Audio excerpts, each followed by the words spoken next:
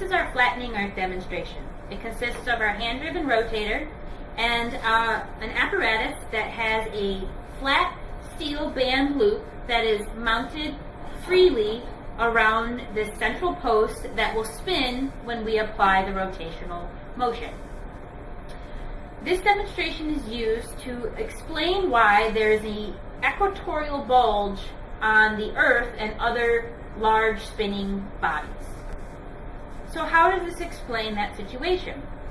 Well, when we are in a stationary situation, the elastic potential energy is trying to balance out gravity, and when it does so, the stable position is in this circle.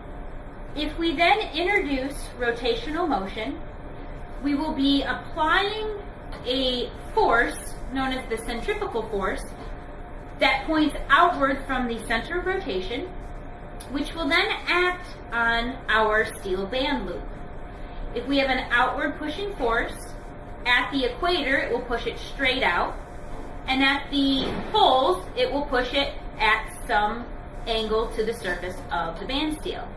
So you can imagine the centrifugal force at the equator will push it out further than any other point on the circle.